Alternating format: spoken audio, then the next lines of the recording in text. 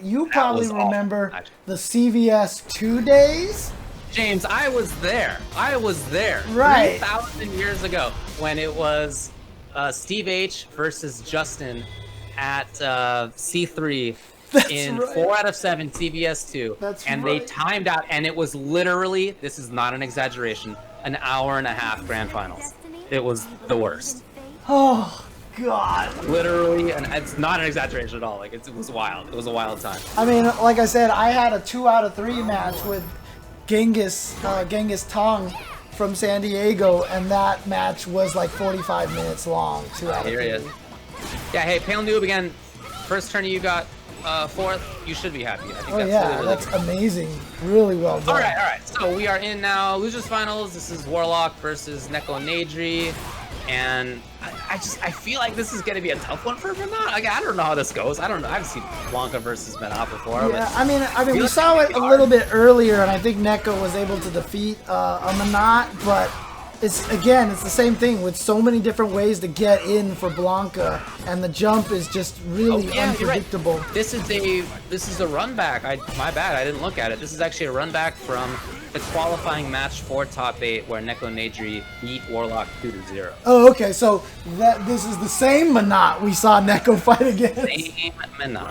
Oh, this is why Neko probably said, this is it for me, because he's worried about the run back. Warlock did, yeah. But that's not true, because I mean, honestly, a lot of times the run back is rough for the winner because they have to remember what they did, Well, and also the loser will oftentimes think about what they did more than the person who won, and will have some changes in mind already, and then the winner has to sort of adapt to those changes. Yeah.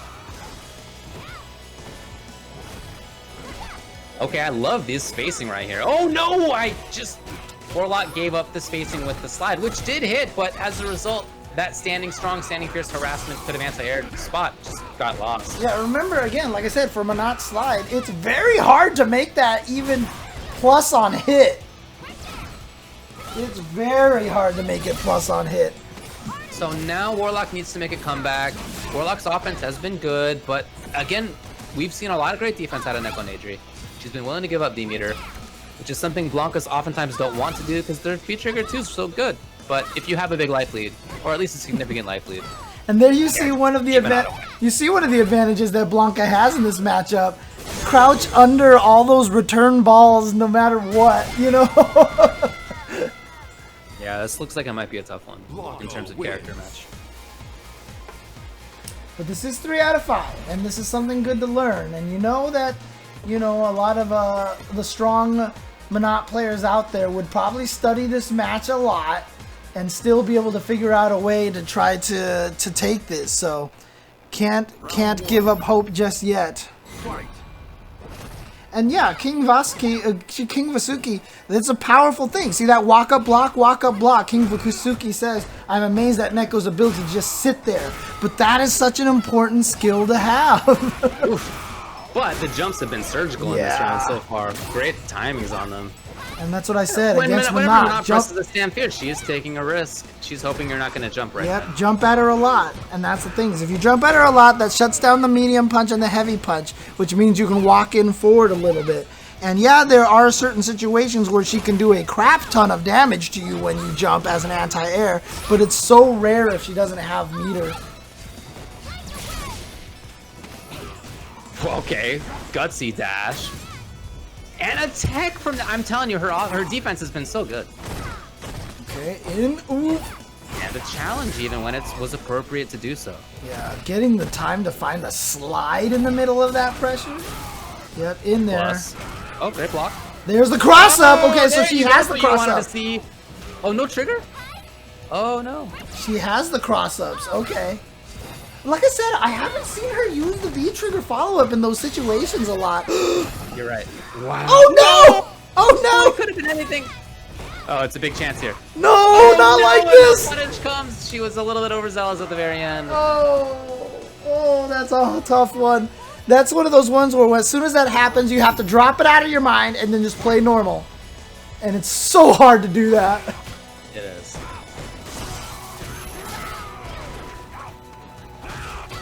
Oh, wow, that's crossing. Again, crossing. Stun on next hit. Nice escape. But again, one of the weaknesses that I really feel like Neko has is that she likes to cross up in the corner because she loves Blanka's cross up. But a lot of times you don't want to do that. You want to keep him in the corner so you can get electricity pressure, so you can get V-Trigger 2 pressure. Oh, okay. Good old Command, Brad. I haven't seen that one yet. We saw an attempt, maybe 2 attempts so far in this tournament, but really not that many. That might have even been an accidental auto-corrected input thing. Yeah, could have been. Could have been. As he jumped, as Hex jumped over. I love these fakes on the ball recall. That's cool. Even using the V skill as a fake. Look at that, it's working out. And then tried for air throw, not quite there. Oh, maybe worried about wake up EX ball, not sure. Oh wow, again what a jump. And then confirmed that it was on block. Shout out to NekoNaedri, that was so good. Okay, the cross up in that corner again, it worked out, but oh, that's a hit. That's a hit. But like I said, Neko's got to be careful on those cross ups because look now how much space does Hex Warlock have to try to get out of here, but probably not going to run with this orb pressure. Oh, too far away for that, and that's a lot of gray health there too. Wait, what? The orb actually made it to the roundhouse not hit, I think is what happened, but hey, Warlock ends up taking the game. I'm going to point it out again, and I hope, you know, Neko does come back and watch that. The reason she lost that round was going for that cross-up, even though the cross-up hit. The cross-up in the corner gives away so much pressure so many times, and you just have to resist that temptation to go for those cross-up mix-ups. The fact that they made it so that you do cross-up in the corner is powerful, but at the same time is also kind of an overall weakness. Especially in a game like Street Fighter V where, because in Street Fighter 4 there was a lot of mid-screen vortex, but in Street Fighter 5 you don't get that as much. Alright, backing up, walking away, maybe walking a little too much. I love that fake. As a result in the corner now. Yep. But let's see if Neko goes. Those have not been often, but hey, Neko's still paying attention to that. Even though Neko's been the one who's mostly been jumping in, she's still paying attention to anti-air. Not easy. I'm curious to see if Neko might accidentally try crossing up again. Oh, never mind. The back throw is so important. Okay, now you've got to deal with this pressure, but... Oh, okay. Tried to go for a soul throw orb mix-up.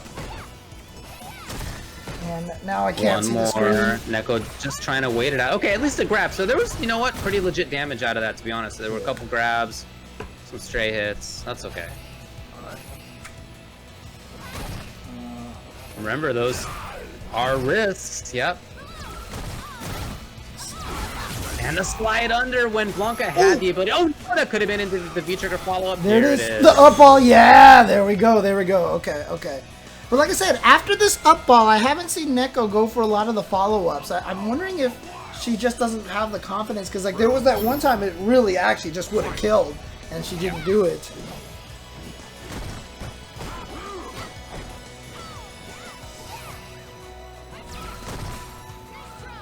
I love those fakes, dude. It's so cool. Makes it really hard. Oh, but then didn't have the anti-air ready. Gonna get jumped on. And now...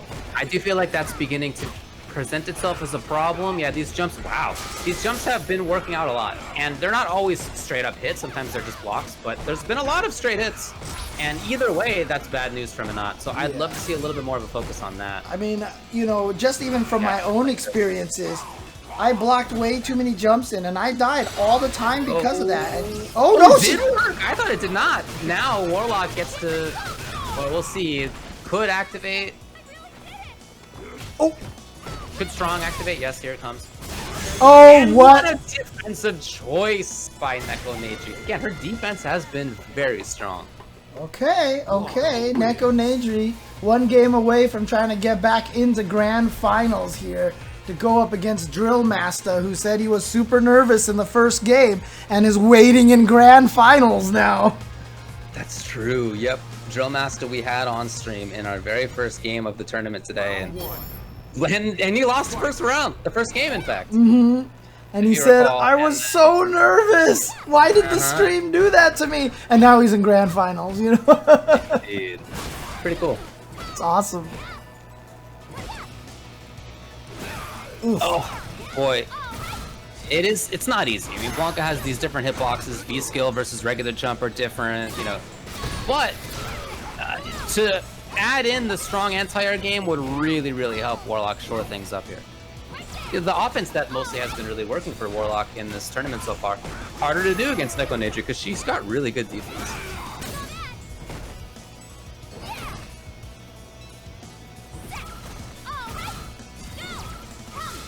Oh, again, see, there you see Blanka just crouching under those orb recalls. Doesn't have to worry about him as much, and slide is always a threat as well. But you see how Neko is just walking and being so patient, walking and blocking, despite being down in life, using her life bar as a resource. Oof. That was big, because that was probably going to be slide activate, and the same idea comes. Too far? Okay, V-reversal, I like that, but now no ability to activate, and again, Hex Warlock with that bravery of the walk-up throw. I'm not sure I agree with the V-reversal. Blanka's V-trigger 2 is such a strong comeback, and that's what was needed. I just, you know, I feel like sometimes you give up V-rev and it makes a lot of sense. Sometimes it's a little bit more questionable in my mind. Oh no, that wasn't even a combo! Warlock pushed a button in between and got crushed!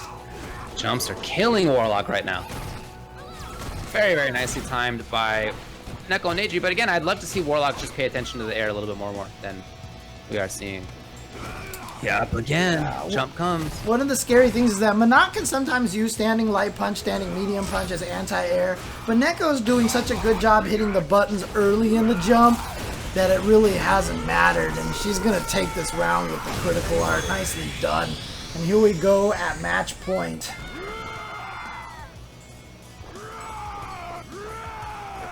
These jumps have been so good. It's not as if it's a wild offense. It's not like it's zaniness. As you mentioned, Neko's done a lot of just walking up, just like we're seeing now. Yep. Just very calm, patient, getting into a range where she can then threaten with this. But if more of those early crouching pierces happen, that could be a different story. Right. And again, you know, this is just such a great lesson for people to learn. Like, sometimes you feel like you always should be doing something. But the fact that Neko was just walking and blocking, slowly walking Hex towards the corner, doesn't matter if you take all this chip, because then you get in one time and then the pressure starts, but the back throw is so clutch. So here we go, Neko's got to do the whole thing all over again.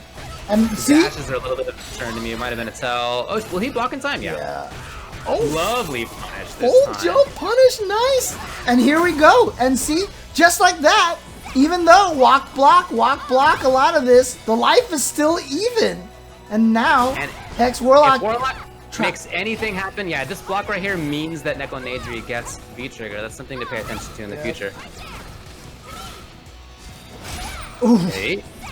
Okay, you know she wants slide. Jump, you got her. Oh no. Watch out for slide trigger. Nope, actually the throw again. Hex Warlock, like I said, taking a lot of cues from Sako. That's the one thing about Sako's Menat that is better than anybody else's Menat. Well, besides the combos. But, you know, the fact that Sako was so willing to walk up and throw when he lulls you into that sense of, gotta walk and block, or, oh my god, orbs are there, I'm scared of orbs, and then Sako will just be like, doo-doo-doo-doo-doo-doo, and then throw you. And he's better than, like, he's so good at that, and I love that Hex Warlock has that too. But big jump for Neko here at the start of the round. One of the things that I'd like to see Neko add is to have an expectation that her jump-ins might land, or at least a faster recognition that they do, because she's landed so many jump attacks and then into like a dash, or into a throw attempt that gets tagged. Like I said, you gotta go for the medium option, or even best yet, if you don't think your thing is gonna land, jump attack, low jab into electricity. You're +2. It's still your turn on block, and on hit you get a combo. I mean, you could be doing stand medium kick. Like, Blanka has plus stuff. Yeah. Oh, the overhead, and look at this. Hex, you know, saying this is where my run ends, but he's at match point first. In any case, it's already a way better showing than when he got 2-0'd by NekoNaedri and Winner's Side earlier. And it's just that Neko is getting a little bit losing patience. This happens when you start getting into this position. That patience that you played, you start losing it. It's the mental fatigue kicking in. Yeah, that sounds right to me. I think that's what I would identify as well. And we saw that in the last game when there was a dash. That was the first sign to me, that maybe Neko's getting a little bit exasperated. Yeah, you can feel it right now. You can feel this happens to everybody. Oh, blocked it. Oops, that was probably supposed to be a Blanka ball.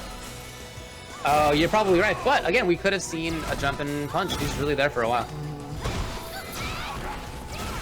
Yeah, again, it's the mind right now. Unfortunately for Neko, I think she's a little bit scrambled. Yeah, and that she also allowed Warlock to start things off offensively. Okay, here we go. Plus. Yep. Yes, again. Oh, missed the up throw. Still alive. Turned it into a setup and the counter hit, and we're going to the last round, last game. Who makes it into grand finals here? Man. Ooh, the nerves. You can do anything with Blanka V trigger too, even if you're feeling a little flustered. Oh. Oh, those are very similar. I was just gonna say very similar timings. Yep. Over and over again on the strongs, and that's part of why the jumping worked. Yep. Punch, wait, punch, wait, punch, wait. It's a hard thing. Yep. It's a hard pattern we just saw to break. that again right there. It was again standing strong, stand fierce, and that was when NekoNaedri got it. Here we go. Okay. Yep, the electricity. See, I like that. That was good. Oh, on the forward dash! Oh my god, this is definitely gonna kill! What a call out from Neko, probably expecting more of a button from Hex, but instead she just goes with that and catches the forward dash. It works! And Neko is going into grand finals. There have been so many opportunities where Warlock activated and then either dashed or did something offense, right? Some offense came out, like almost immediately, almost every time. So in my mind, that's not a bad idea to do the super there. Like, that had never happened. That interaction hadn't happened yet where Neko blocks and then does the super. So I'm not opposed to that, especially at the very end when maybe Warlock is feeling, this is the moment, gotta make it happen. I'm about to get into the grand finals, maybe. Like, that is a great opportunity in my mind to pick out the super. And it won't get crush countered too, but I just want to say that Warlock in the chat says, GG's, I tried, LOL. Dude, that was amazing. Going from 0-2 in winner's side to last game, last round, that's a lot more than GG's, I tried, LOL. That is, you should take that home and be proud of that loss. Like, that is something to be extremely proud of. Great job to you. Like, this is not just me trying to like make you feel better about yourself. I mean, that is something to hang a hat on right there. That was really, post it on the fridge. Exactly. That was really well done. Great job. Great job to you. Seriously. Get emotional about that match, dude. Like, seriously, because it was good. It was a great, it really was good. There was a great recognition of how things went previously when you got 0-2'd and what you should change. And that was great. And I think it's not far for you from even finding more strength. Again, to vary your timings on standing medium punch and standing fierce more often so that the opponent doesn't know quite as often when to jump in. To pay attention to anti-air a little bit more than you are sometimes, but a little bit more, I think could shore things up a little bit in terms of not letting the opponent in the first place. And I liked a lot of the other stuff that we saw. I liked a lot of the patience that we saw. The offense that you've had throughout the tournament was very impressive. So in my mind, there's a lot to be taken home from that. And not just to be happy with this performance, but to view it as something that you can build on moving forward.